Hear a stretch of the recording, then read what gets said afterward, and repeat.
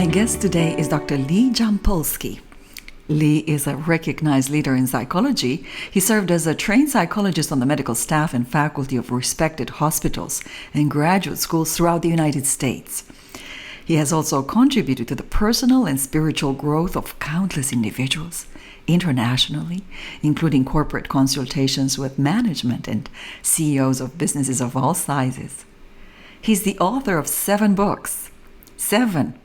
Smile for No Good Reason, Healing the Addictive Personality, Walking Through Walls, The Art of Trust.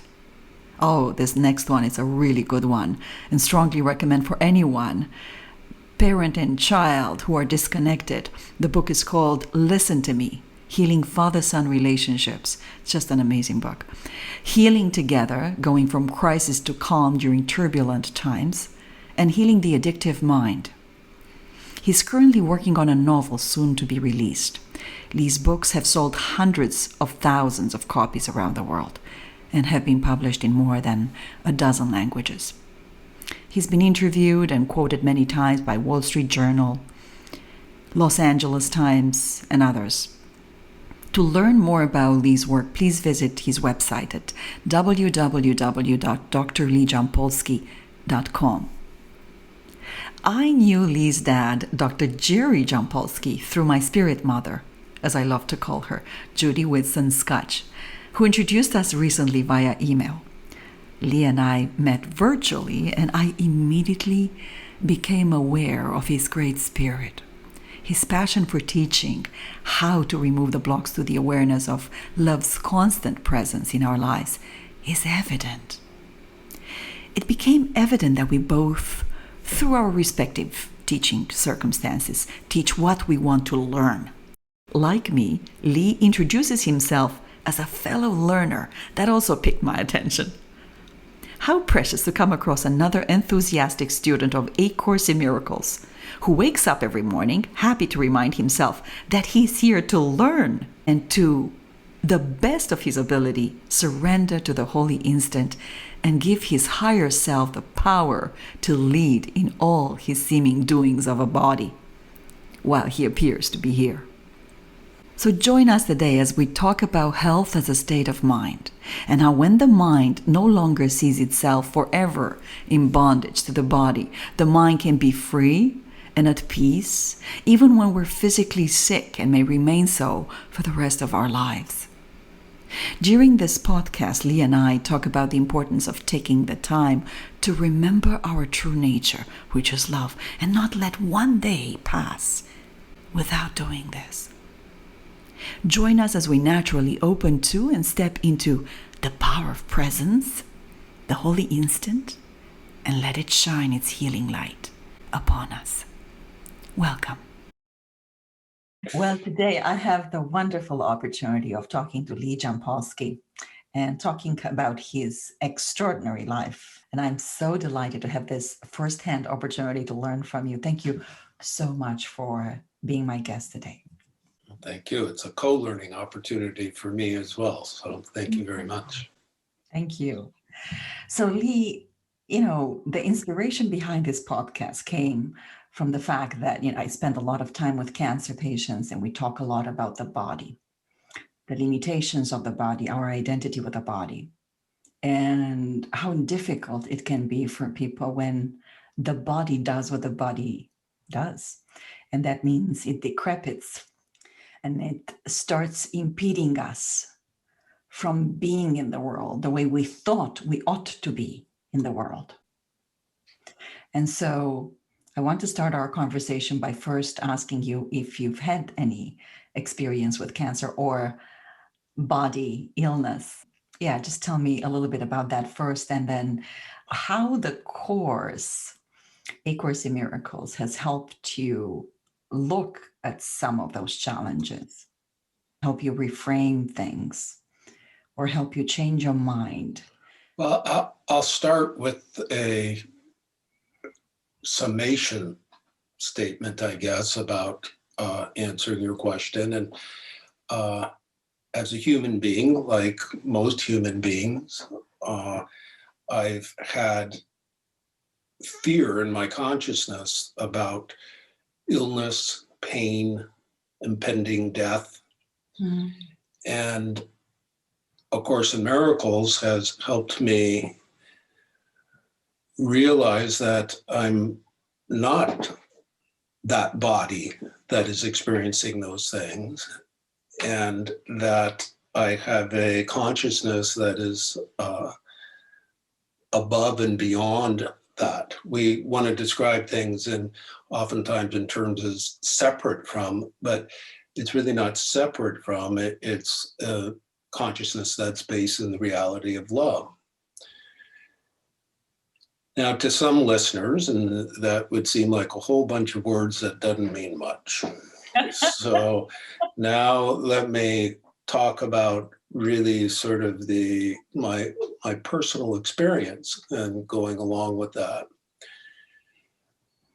Some people look at me and because I try and stay fit, I eat healthy, and they might make the assumption that I've always been very healthy, and that's not the case. I struggled both with emotional pain as well as physical pain and loss. Mm. And I'll give you, and it's been ongoing and cyclical in many ways. And to me, every time something has come up, it's been another opportunity to learn more deeply. And I'll give you an example of just one of those, maybe one or two of them. If you would ask, I'm now, how old am I? I just had a birthday. So I'm 64 years old. What is age anyway? Right. People that aren't that old don't say that, but yes, I agree.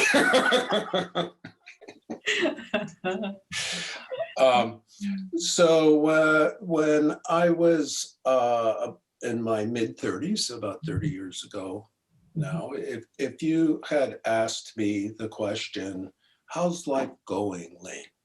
Mm-hmm. Mm-hmm. My response would have been outrageously well. I am a psychologist directing a hospital program for a top hospital. I'm married, and it's knew my wife since she was a teenager. I have two beautiful children. I live in one of the most beautiful parts of the world. What couldn't be better? Bliss. And if you had said to me at that same time, well, thank you for that, Lee. But some people, even though they're living what they think their dream might be, there might be something that they would really like to do. What aren't you doing, or what's missing?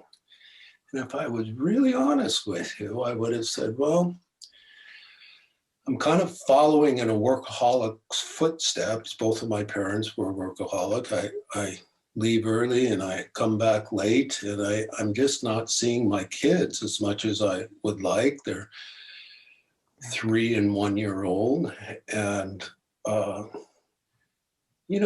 as much as I love seeing patients and doing things, I've always loved to write, and I would like to reach more people through the written word and to enjoy that. And if you'd said to me, well, why don't go ahead and do that? That sounds great. I would have had a big, long list of reasons why I couldn't do that, ranging from money to responsibility to lots of patients and family and, all the usual obligations. Well, something interesting happened. And a matter of a few months, all of the things that I described that I attributed my happiness to, and also attributed my identity to, that health, great job, good marriage, all of those things, within a matter of months, they were all gone. What an awakening. I woke up one day and I couldn't hear anymore. Had very, very little hearing left. Wow. And turned out I had autoimmune disease that had taken my hearing. Because of that loss of hearing, I could no longer work as a psychologist. A psychologist's ears are kind of like a piano player's hands, or ears, or carpenter, or whatever. But Or you like, get the, like a runner without shoes. yes, Running. and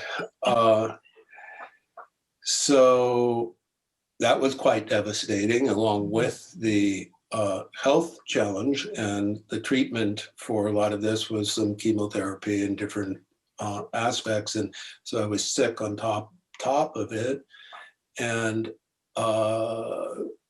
about that same time, my wife had some other things that were going on, and that led to the loss of our marriage. So all of a sudden, all of those things that I thought were bringing me happiness and meaning, and that I sort of hung my hat on in terms of my identity, were gone. Now, it didn't happen overnight, but guess what life emerged? The secret one that I really wanted. Closing a door and opening a window. I was able to be at home full time with my kids. I started to write. Lo and behold, I did pretty well with it. Was able to reach other people, make a living. Though the marriage didn't come back, my wife and I are to this day truly best friends, and raised our kids together, and healed that relationship. And the curious thing was that there truly was, we give a lot of lip service to, there's oftentimes a silver lining in our loss or things, but you know what? There really, really is. And it's not always as pronounced perhaps as mine, but if I were to summate the one thing that I haven't said that occurred and happened from then to now, is the real gift of being deaf. The real gift of being deaf is I've learned how to listen with something beyond my ears.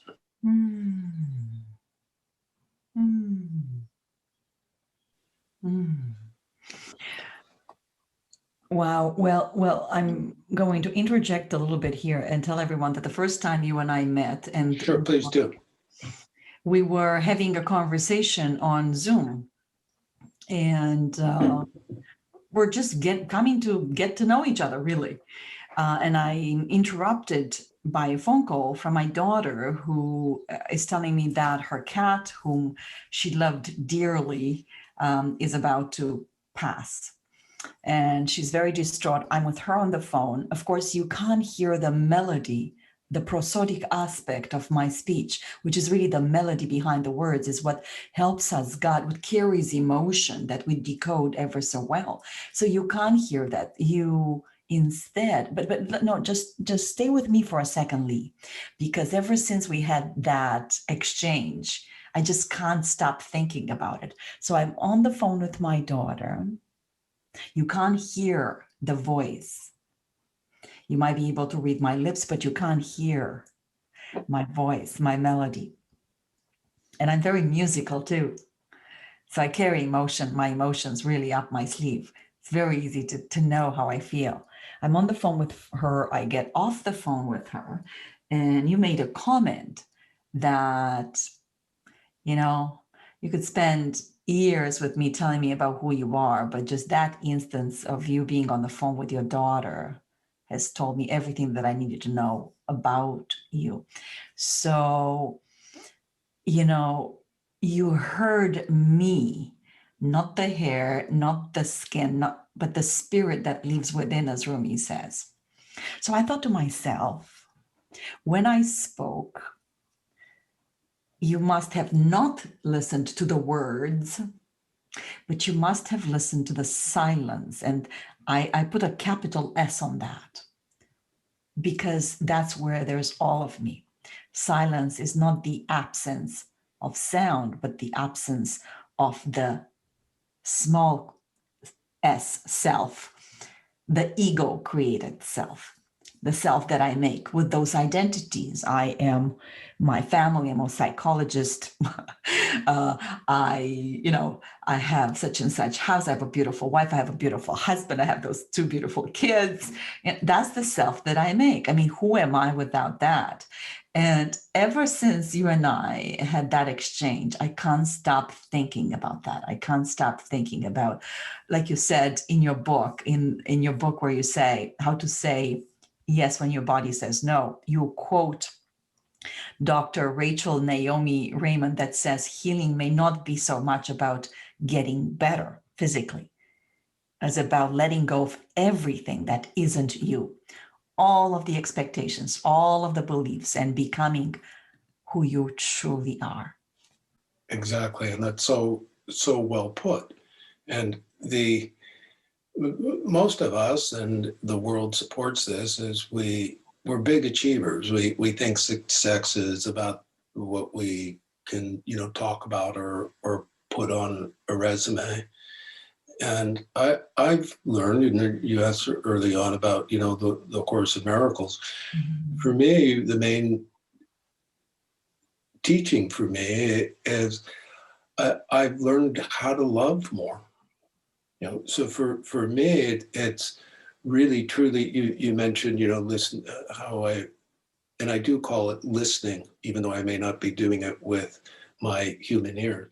The love has a presence, and even when we are sick or struggling with cancer or have some sort of a loss going on, if we listen and turn to really hearing our heart, the person that we're concerned about, their heart, the person who may be taking care of us, a doctor, a nurse, to feel their heart, something amazing and miraculous happens.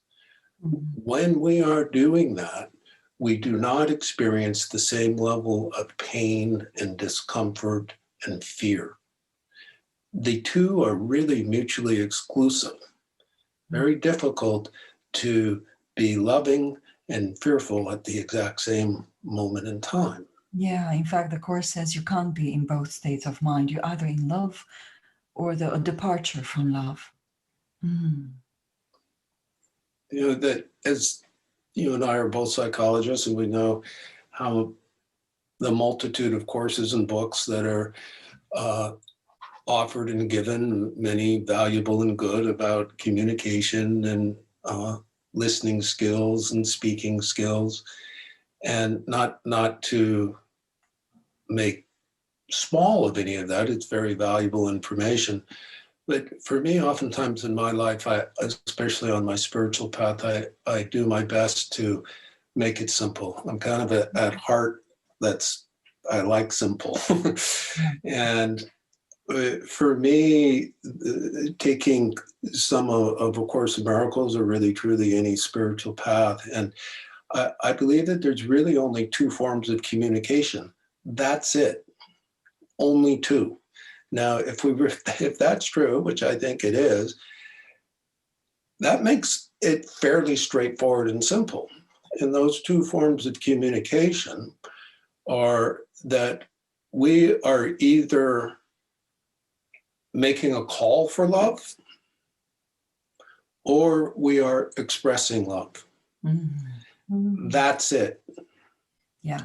2 states. Now some people may go, well, wait, that doesn't make sense. I mean, the thing is that calls for love are usually not pretty. Typically, people don't come up and go, I'm a little kind of low today, Gabriela. How about a hug? I could really use a little love. Regardless of what it may look like, or how we may feel, or how angry somebody else is, or how sad they are, or how much loss they're in, that really these two aspects of communication are either that somebody's making a call for love or somebody's expressing love. When we see that, we can see that the calls for love are really oftentimes not very pretty, and that somebody can be upset with us or, angry or something like that, or fearful and all of that. And rather than responding to that level, if we are able to respond with some kindness and compassion and understanding, things begin to change. And the bulk of what I was really saying, and this is something that I'll give an example of in a minute, that my dad in attitudinal healing groups discovered very well, that when people are actively giving, actively expressing love, actively being kind, actively being present, actively offering help, they, in that moment, do not experience the level of pain and discomfort and loss that they do when they are preoccupied with that loss, preoccupied with the pain, all of that. So the more we can be in those moments, and where he found that was he started his career with attitudinal healing with doing groups and working with kids with catastrophic illnesses. So he had these groups of kids, some of them with bald head from chemo, some in wheelchairs, all these different things. And what he began to notice is when one of these kids might come in sort of hunched over and in pain, but when they see another kid wheel in and they're there for the first time and they're very fearful, and that kid is reaching out to this new kid saying, you're really things are okay and we're gonna be here. You see that kid straighten up. You see that them not experiencing the level of pain they were because they're actively giving to another human being. And if you think about it, it is so true and so applicable for us all. Yes, indeed. You made me think of this whole process that you must have gone through, because now suddenly you are having to make a choice, an internal choice as to how do you perceive the people around you? What do you listen to? Do you listen to the words, or do you listen to this now newly found process through which you really have access to all of them? Because for the most part, we go in and out of our higher self. We are intermittently there. And most of the time we're less there than we are in our ego mind. It's certainly what we're used to, language. Imagine for a moment, if you will, that you've lived this life that you've lived. And I have these secret headphones here and these secret glasses here. And when you put those on, you are going to hear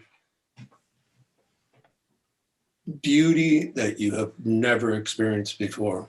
You're going to hear a music that you could only imagine. You're going to see in other people a light that you can't believe you couldn't see with your body's eyes before. Now, I'm not saying that I'm always there. I'm not. I experience loss and things like that. I've experienced quite a lot of loss in this last year, and it sometimes is very difficult for me still. But much of the time also, I have those headphones on and those glasses. That it once you begin to feel love and see love and pause long enough to sense it.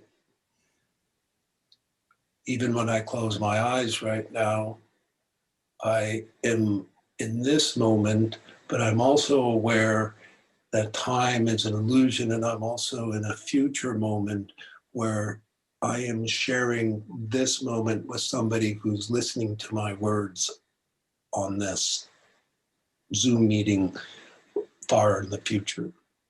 And I'm imagining their life, and I'm listening to their pain, and I'm extending love to them. And I know in my heart that I'm reaching them, and that they oddly feel this person is seeing me even though I'm not even in the same time frame as they are. How is that possible? Well, it's because we are all connected. We are all connected. We were all one. This sense of time that we think is so important is an illusion. This sense of language that we think is so important has a certain amount of beauty to it, but it also has an incredible amount of limitation to it. Mm-hmm. We fight and we argue and we prove and we want to be right, and we use these words all the time to do that. There's a life and an existence beyond all of this, beyond the body, beyond the pain, beyond all of the conflict that we may be having with somebody. And if we turn our attention to it, it's there. And the more we do it, the more it's there. The more we listen to it, the more we hear. I'm living proof of that, although, and again, I'm not suggesting that I'm immune to pain or conflict or anything like that. Mm-hmm. But life is different now. It really is. You know, the Course says that pain comes from our identification with something that we're not. Identification. Absolutely. Yeah. Identification with his body and its bodily function. And while you were talking, I was just imagining, what would it be like for people going through cancer right now to suggest to their loved ones and people that really mean a lot to them and to whom perhaps they can't quite connect because of words, to suggest moments of silence, to suggest sitting in a room and just gently loving each other and sending love to each other and seeing the commonality of us all, that common denominator. Because differences are only of the body. Differences are only those that we project. There are no differences. And to stay in that realm, to make a conscious decision to stay there, like you were saying, I'm, making one with all there is, although there is no time, past, present, and future, and taking rest in that abandoning of differences and celebration of our pure spirit, which is love. It's phenomenal. It absolutely is. And it requires sometimes getting over our own self-imposed limitations of, I can't, it's impossible. All of these words and the things that we tell ourselves about, especially when we're struggling with something physical or a life-threatening situation. And what if we do exactly as you are suggesting? That we spend a little bit more time in the pauses of life, in the silent portions of it, that we do our very best not to only put ourselves in the path of fear. When there's something wrong with our body, I mean, you know this, you work with patients all of the time. It's a raging river of fear that's going on. And one of the things oftentimes, the two big things that I find in working with people, that the two largest fears, they're not the only fears, but the two largest fears are of pain and suffering and of death. Yeah, Pain is a very interesting thing, as is suffering, that it's a very basis. And if you're having some pain and I tell you, let's say, you're going in for something, and I said, this is only going to hurt for, about 30 seconds, and then it'll go over. And if I were to say, I'm sorry, but this is going to hurt for about 3 years. Mm-hmm. Okay. What's your experience? Okay. Well, the 30 seconds, it doesn't seem like that big of a deal. The multiple years seems like a pretty big deal, but we're still here now and in this moment.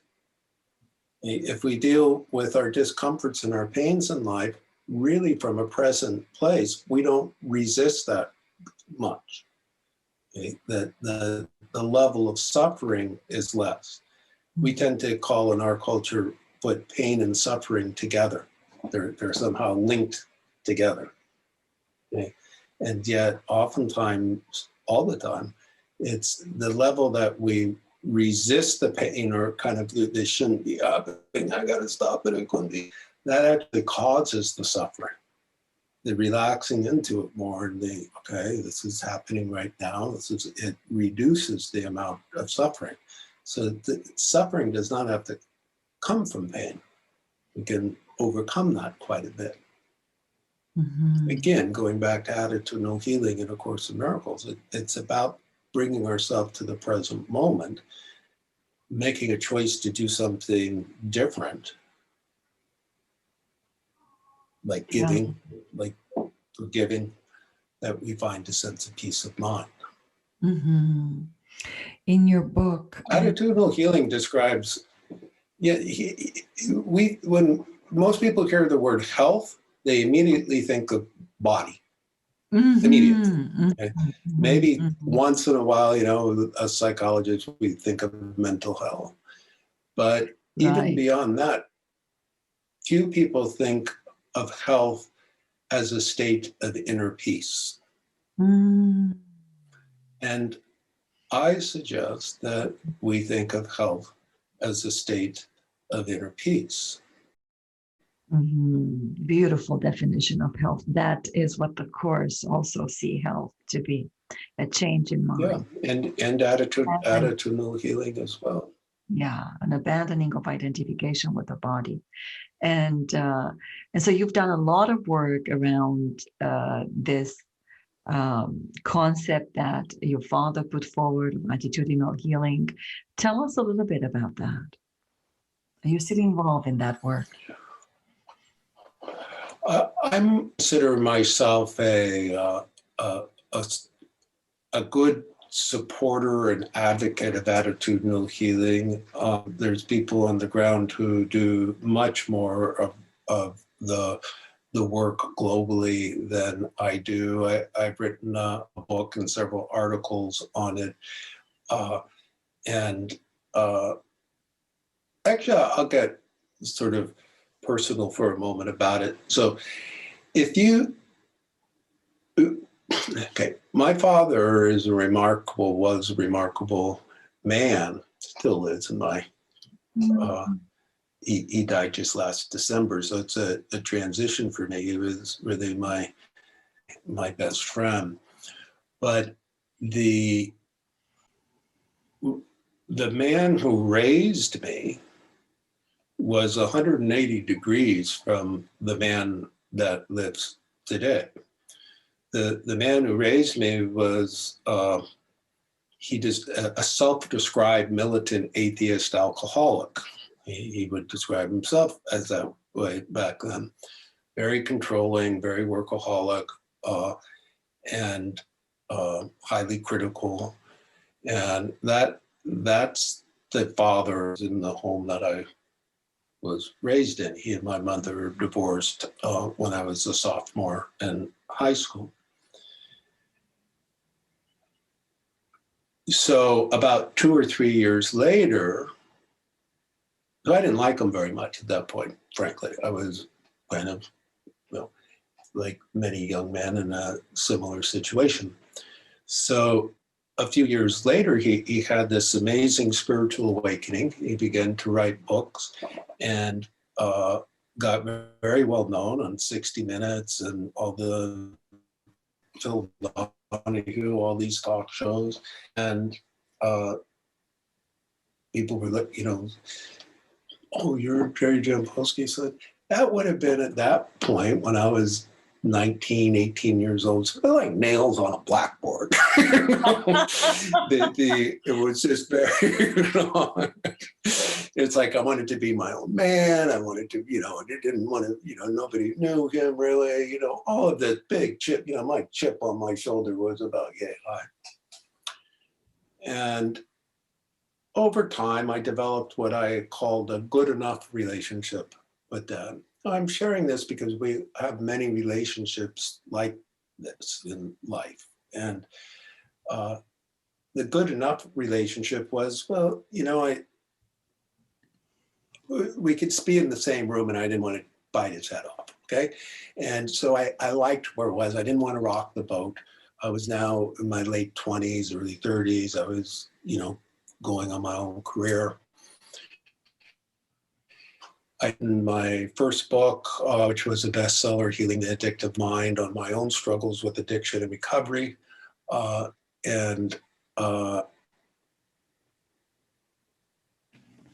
I've written about 10 books, now people think that I always write on what I'm an expert on, and that's not true. I write on what I am guided to learn about. And so it's always a growthful process for me. And how I find that process is I go inside and I ask. We can call that our higher self, or intuition, higher power, God, whatever you want. But after my second book, I went inside and I was asking, well, what should I write on next? And the answer surprised me greatly. It was, you need to write a book with your father on healing your relationship. And I was like, what? And what the answer was from my own inner guidance was, you want to be the best father you can be to your daughters. You need to heal your relationship with your father or you won't be. So that was my primary motivation, because I was still carrying unforgiveness, which manifested in negative ways. So I wrote my dad a letter. This was before email and all that stuff, and inviting him to engage with me and however we would see this happen. And we spent a few years meeting with each other, going on retreats, writing letters, meeting with therapists, all to move through this healing that I needed to do, but also he needed to do. And through that process, there was a whole lot of letters. I'm gonna pull something down here. And this was a very long time ago. I don't know if you can see it. That's I'm so happy you're and this. me as a young man. And that book mostly has the letters in it that he and I wrote to each other through those years about healing our relationship. And it changed my life, because I think when we decide that we need to get to forgiveness and we need to heal within ourselves, whether the person's alive or not. A lot of times we did workshops around the country for people about helping them heal the relationship, and people would come, well, my parent is dead, or my kid won't even talk to me. I can't possibly do this. It doesn't take, it's nice when there's two, but it is it's us not necessary. dealing with forgiveness. It's not necessary, right? Yeah. So Right. what was that like for you, Lee? What was that like to meet Dad, to be able to look in his eyes, to say, I don't understand. I see the past. I see this specific instance of the past, Dad. and it hurts me. Is there another way to look at it? How would you look at it, Dad? Or can we look at it together differently? What was that like for you? And would you recommend to people that if they can, to revisit relationships in their mind, whether or not the person is present, like you're saying, and try to come to terms in terms of what happened? Perhaps, as the Course suggests, try to engage in the process of forgiveness, where you actually take the incident to Holy Spirit, to your higher mind, and allow it to look at it with a true vision rather than our interpretations here, and allow forgiveness to come in. What it was like for me was different at different times. Mm-hmm. At first, there were many times when I wanted to hold on to my version of the story. I wanted to remain the victim, and I wanted to make him wrong. Wow. And I wanted him to apologize and all of those different things. And slowly, I was able to shift my focus to not wanting to hold on to my story anymore. We all have stories of pain. He's perfect. I don't know about you, but most people I know could be some really poor ways, and that we're not proud of. So it's that decision that there's a larger story here. And this dovetails into what we were talking about before, because the real story isn't in what happened. The real story is not in the words that were spoken. Yes, Lee. Okay? Yeah. The story that I wanted to write was one of forgiveness, one of here, one of now, one of being able to have tenderness and compassion in my heart for somebody who I originally thought did me wrong. Okay? And what was that like? I became a man. I became a human being. I grew, I blossomed. My pain didn't hold me back anymore because it wasn't there anymore. What was in its place? Love, caring, tenderness. The holiest place on earth. You know, I feel his presence here right now with me. Sharing love and knowing that's the truth. And that we can never be apart. It's incredible what happens when we remove the blocks to love's constant presence in our lives. It's there all the time, Lee, isn't it? Like a Absolutely. It never stops beating. All we have to do is just get ourselves out of the way. Yes. You asked me earlier about, kind of my hearing loss, what it's like when I don't hear people. At first there was a lot of situations that I avoided, and being an introvert at heart, it kind of followed with what I do anyway. But the anything with a large group, like a dinner or a party or a banquet or things like that, I have no idea what's in terms of on the level of language and people talking to each other. So I always felt out of it and awkward, and what if somebody, so I stopped going basically. And then it occurred to me that what if I was involved in the same way, and I didn't pay attention to what I couldn't hear and focused on what I could. And that meant this, what you're describing of everybody in that room or everybody at this table or everybody, I can be listening to their call for love and I can be extending that to them.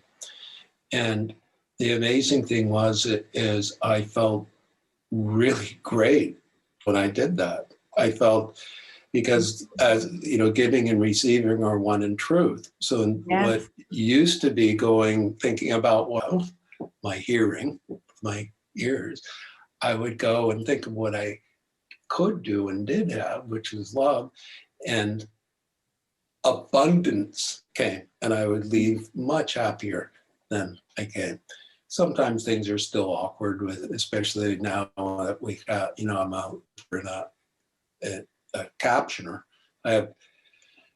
So how I have you set up here, I have one screen and then a screen in the back, and that has captions on it.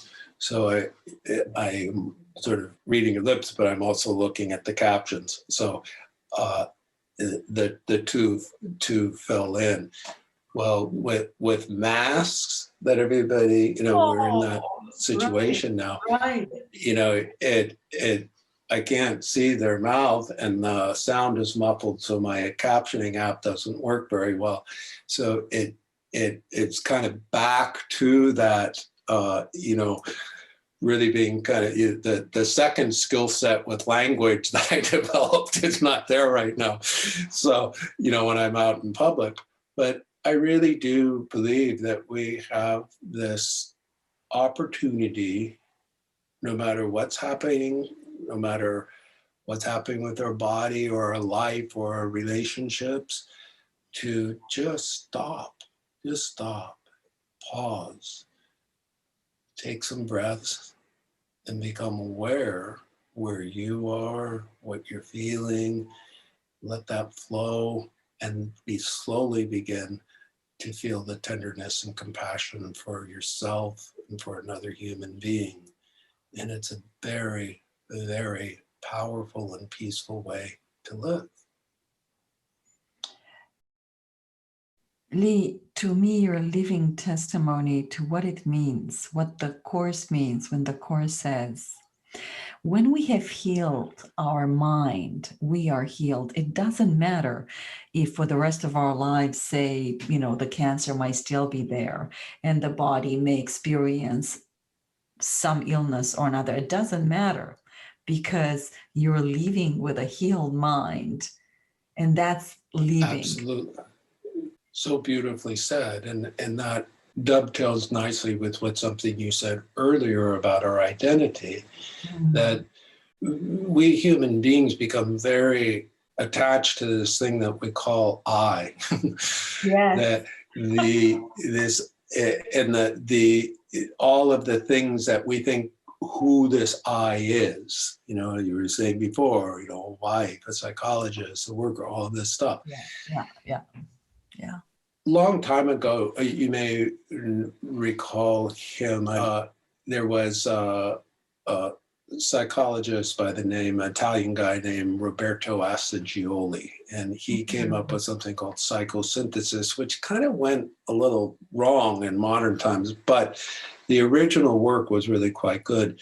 And one of the things that he does in there is he talks a great deal about he doesn't put it this way, but I consider it an art, the art of loosening the things that we attach our identity to. And he developed this process that I use to this day called identification, disidentification. And how it goes is you look at these multitude of things like, I'm a dad, I'm a psychologist, I'm a man, I have my health, I'm a sexual being, all these different things. And to be able to say, I have a body, that's the identification part, but I'm not my body. That's the disidentification part.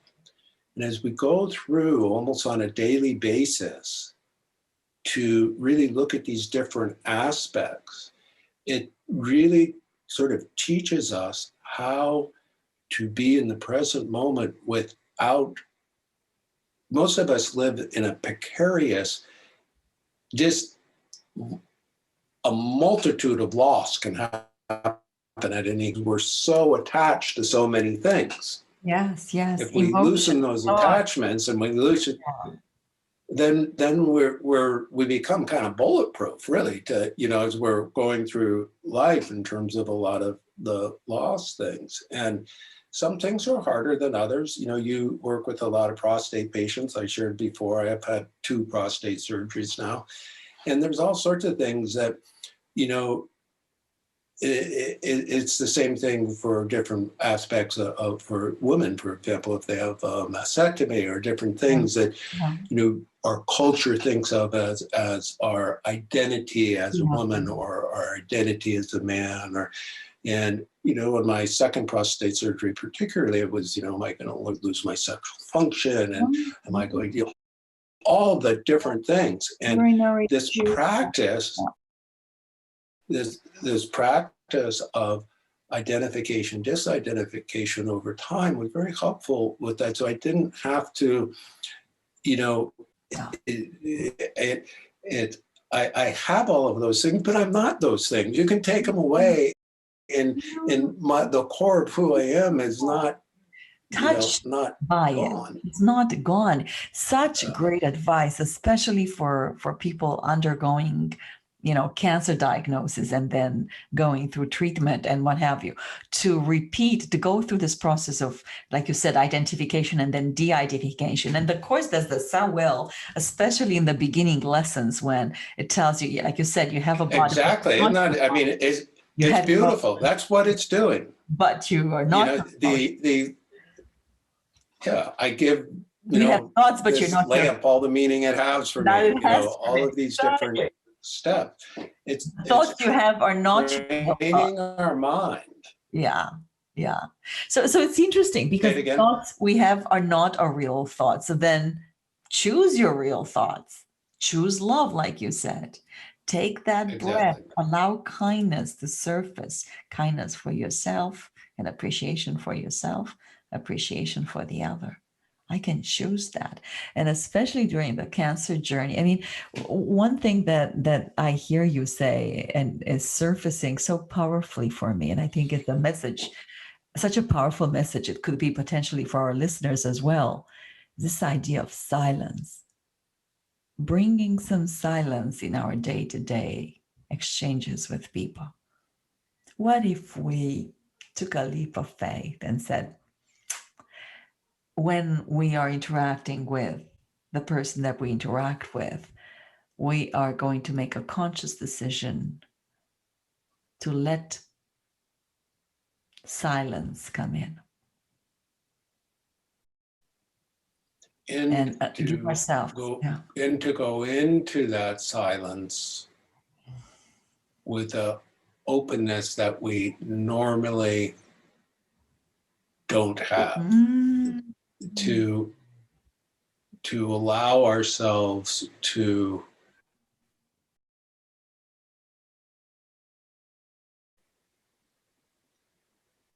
I like to, it may sound a little corny, but I like to have like apps on our phones that say how much screen time you've had today. Oftentimes, obviously, it's a crazy amount for many people, but what I like to think about and consider and direct my mind to is how much love time am I having today? How much tenderness time am I having today? How much kindness time am I having today? And then to make a decision to come, and the reason why sometimes the silence, as you say, is important, or even if it's a pause, just a brief pause, is it can be the open door to where we make a different choice, where we choose love instead of fear, where we choose a moment of kindness instead of listening to somebody's story and judging them or whatever it might be. So silence in itself, people may go, well, what's it for? I like to think of silence as the doorway to more love time. It's where we can reroute in a way and come out differently on the other side, even if it's a brief pause, even if it's a breath. What a lovely metric to live by, Lee. What a lovely metric, where the metric is how much happiness am I experiencing today? How much kindness, how much compassion, how much generosity, how much I used to, vulnerability. where's the most vulnerable place is in this present moment. But then again, in a beautiful way, I used to do a lot of lecturing. I don't do so much anymore right now by choice. But I remember I used to kind of ask people, imagine that I put on a board behind me, you know, like 3 columns. One column is the past, one column is the future, and one column is now. And I want you to basically look at your life, kind of this idea of screen time, of how much time in your thoughts are you in the past? How much time are you, which the past would have to do with things like guilt, resentments, I wish I'd done it different, why'd they do that to me, I got screwed, I'm so angry at that person, all that They used stuff. to do such and such. Yeah. Exactly. You know, Yeah. replaying stories, right? Oh, we're great at that. We see the how much time are you in the future, which is all about worry, all about projection, all about setting goals, all about whatever, positive, negative, everything in the future. And how much time are you in the now, right now? Yeah. Well, most people, that right now is this much of the time. Where's your happiness? Where's your joy? Where's your success? Where's your passion? Where's your creativity? It comes from now.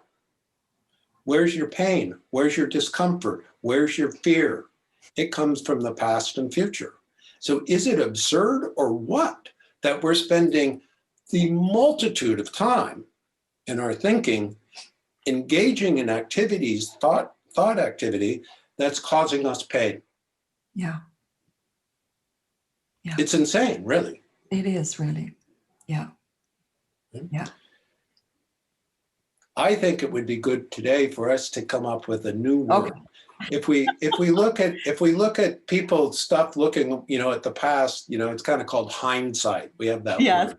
If we're looking at the future, we have a word called foresight. Yeah. Let's you and I choose to make a word called nowsight. And let's you and I decide that we're going to have more nowsight from here on in.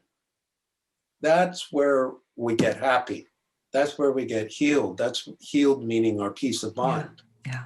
If I say to you, I want to help you heal, I want you to hear that I'm saying, I'm going to help you have peace of mind. I'm not saying necessarily, I'm going to help your body be better. I'm going to make you 12 years younger. I'm going, whatever. Those things may or may not happen.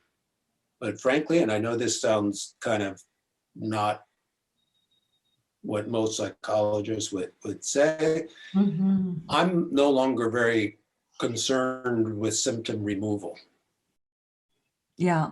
I'm concerned with removal of the blocks so we can experience love, just as you so well put a little bit ago. And we do that with nowsight. Nowsight. Well, you know, it's very interesting to me because you're bringing up the past and you're bringing up the future, and they're both imposters. They have nothing to do with our real self. And yet, wherever our attention will go, our energy will go. Hence, very little will be available for the nowsight. So exactly. It is a commitment. It is a conscious decision. What do I want? What do I choosing moment to moment? And I have to say, I'm such an experimentalist. I like to experience things. I live for the joy of trying things. And you're talking to me and I'm saying, you know, I made myself a few notes to ask you about things and so on. And there's a part of my mind that is saying, maybe you should open that screen. Maybe you should take a look at it. And the other one that is saying, why would I do that? I'm having such a ball with Lee just by looking at him and being present and letting my attention and energy stay right there with him. and making myself available for what is to come to unfold naturally. So let me take a leap of faith. So there I am. So that's exactly what I've been doing. Given up on my questions that I've had for you. Well, it's beautiful because it's what greater joy than to be present with somebody. Yeah. Just present with somebody. Lee, absolutely. This could be, you want to give your kids a gift. Why I knew, you started by saying what I saw or heard with my heart when you were talking to your daughter. Presence. You were willing during a meeting with a colleague to stop and shift gears and be completely present for somebody who you love deeply, your daughter. That told me everything I needed to know. What I mean by everything I needed to know is you were willing to be present on a dime. Drop it and move on. Okay? Not all of us are able to do that just yet. Well, we got to finish this job or this thing, or what would this person think, or all of that type of stuff. And yet, our most powerful moments are when we do just that. You want to know something, Lee? 2 things I want to tell you. Number 1, I just realized something. The happiest moments of my life have been those when whoever was in my presence looked at me and meant it for me and them to be there. Those were the happiest moments. Stopped me in my track. I'm going to interrupt you for a second. Yeah. So think of that message and communicate it. I want to let it sink in for the listeners today. What you said was very, very, very, very powerful. Say it again. The most happiest moments of my life have been those, just like the moment that I'm having right now with you. When you're saying, stay, don't flicker, don't go, stay, be present. And the moment you do that, I can't help it, Lee. My heart opens completely and love flows right in. There is no lack in that moment. I'm filled with love and I'm happy as I can be. Totally, utterly, completely happy. There's nothing that I lack. So beautifully put. And I just want to underline for people who are listening who may be having a challenge with health, or a loved one who has health issues or similar things. What you're describing can happen at any time, in any condition, with any person. There's nothing in the world in terms of time, pain, condition, social status, crisis, where we can't do exactly what you're saying. And that is the gift. You're absolutely right. I will go one step further with this. Throughout my life, I've been told by my partners, my daughter, my close friends, that I talk to everybody. I could be on the street right now. If you and I were taking a stroll down the street and a person was approaching us, passing us by on the street, I would stop and talk to them. I would say something. I would do whatever, and I would do it naturally. And it just dawned upon me why, Lee. I wanted to connect. I wanted to be in the present moment. I wanted to have this bliss that we're talking about right now. I've been doing this all my life, and I never knew why. It's incredible. This is why. This is why I found myself in every one of them. That was the holiest, most precious moment. I was bumping into myself. And sometimes I was there. And when I was, and the other person responded, and we were both in the present moment, hallelujah. Absolutely. You know, think about it, Lee.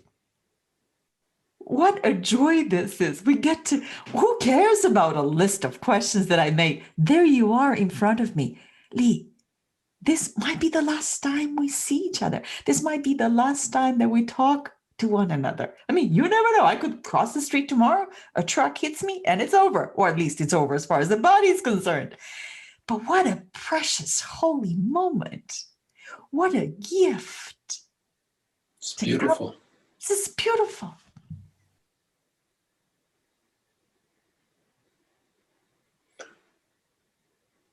Giving our gift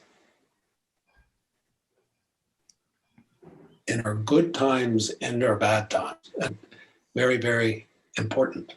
You know, lots of times we think that we only can afford that when things are going okay. Yeah. Did you remember years ago the movie The Titanic? Did you see that movie by any chance? Yes, I So did. I'll describe that one scene that was very moving to me. So the ship, we all know what happens. I'm not, the ship's going down, right? And you see the inevitability is setting in for everybody, and it's really starting to go.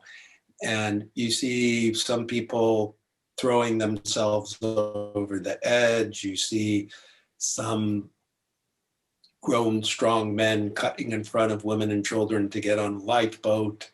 You see all of this frantic chaos going on when people are faced with their impending doom. And then the camera pans over to the musicians that were, before the boat started going down, were playing their music for people to enjoy. And they look at each other, they pause, and they pick up their instruments and they begin to play. In the moment that they were faced with knowing that they were going to die, they chose to give. Yeah.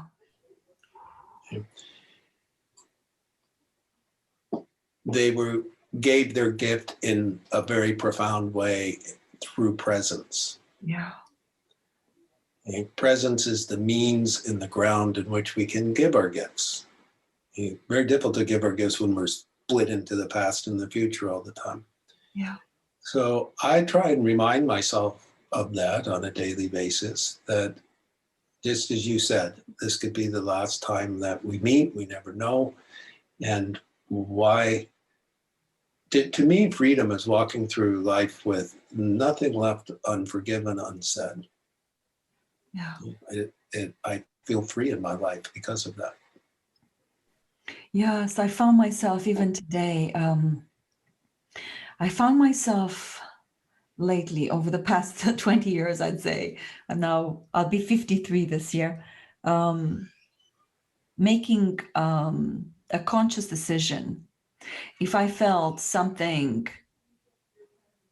precious, if I had a realization, if I felt gratitude towards someone that was kind to me when they didn't have to be, or that was generous towards me and they didn't have to be, to go to them and say and express it. And a lot of the times I would even apologize and say, I know I'm not doing the best I can.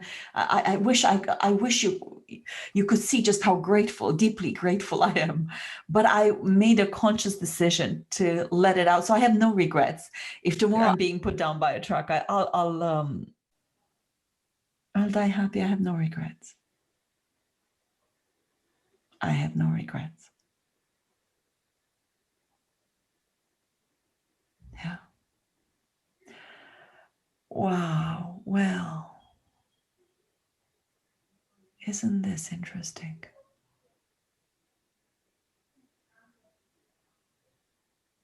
This is the purpose for leaving. to be able to be present, to recognize yourself in everything that is, to realize you are looking upon yourself. You're everywhere.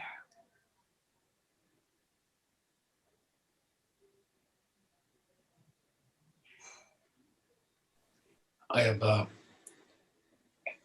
little saying that's above my computer screen, and it says, it's a quote from the text in A Course in Miracles, and it says very much what you just said. It says, teach no one that he is what you would not want to be. Your brother is the mirror in which you see the image of your. Yeah.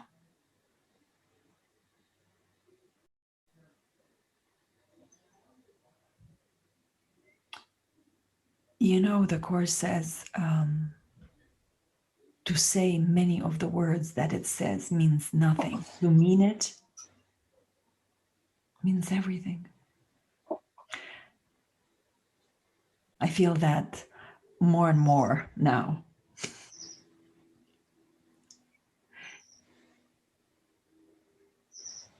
And maybe we didn't cover all the things that I meant to ask you about your book and the many things that you expressed in your life so beautifully in your books.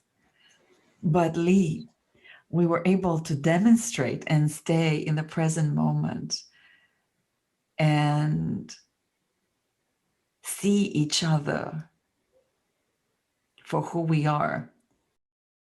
We live for that. There's healing.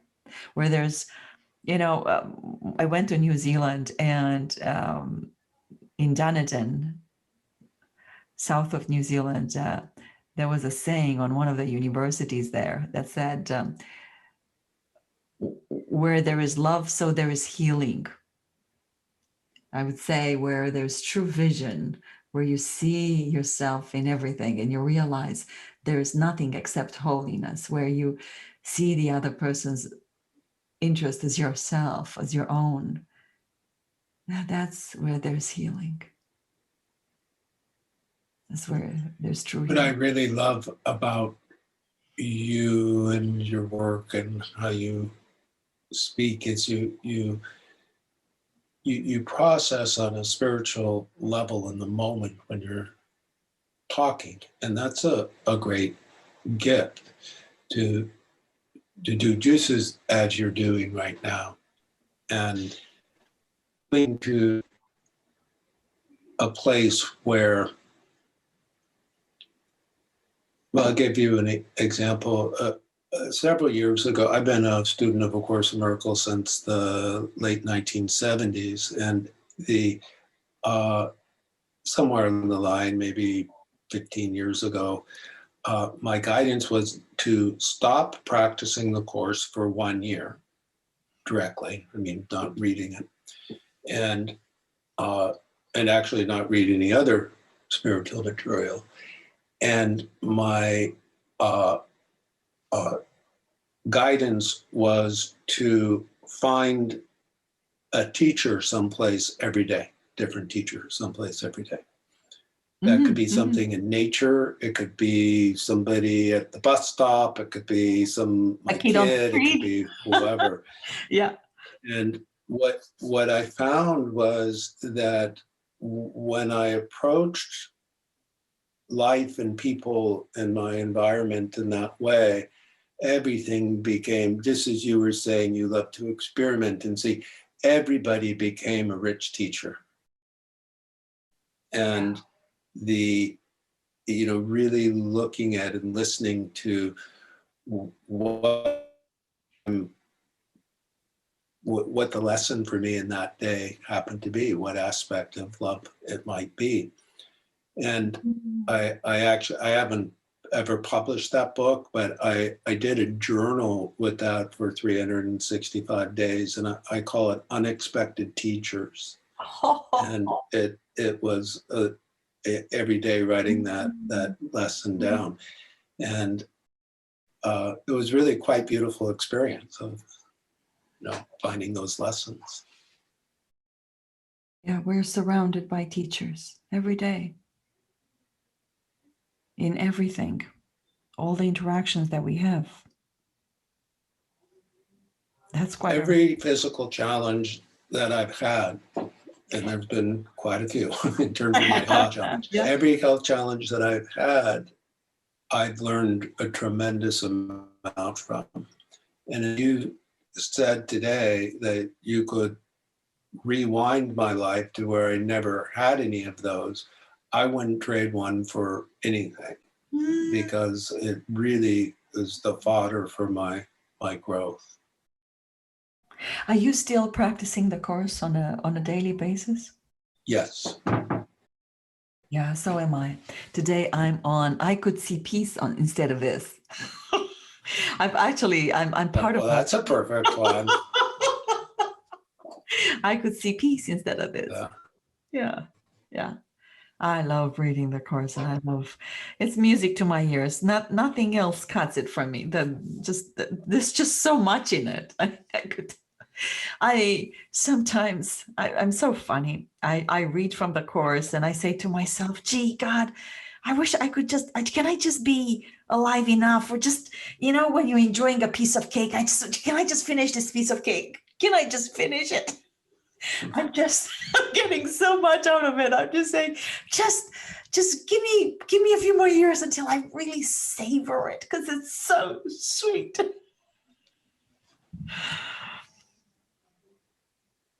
Yeah, truth is sweet, isn't it?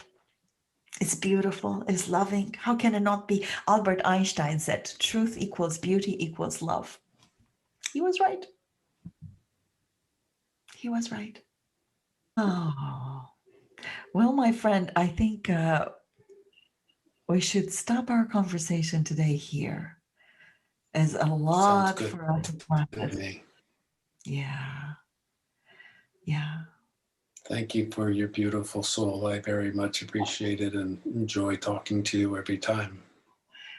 The same here. And I'm so grateful for Judy for putting us in touch with one another. This is so Judy-like. She brings those amazing spirits in my life, and I'm just so forever grateful. But I'm not going to let you go before you promise me we're going to do a second one. We have lots to talk about. It's just that I never anticipated we'll have such a rich and wonderful experience in exchange. I'm happy to talk to you anytime. You're such a beautiful soul. I really enjoy your energy and your wisdom. Likewise. Thank you for letting me learn from you. Boy, oh boy, oh boy. Thank you, my friend. Likewise, thank you. Dr. Lee Jampolsky is the founder of Inspirational Psychology, a way to live, learn, and practice love. Free courses, video, and information on inspirational psychology can be found on www.drleejampolsky.com.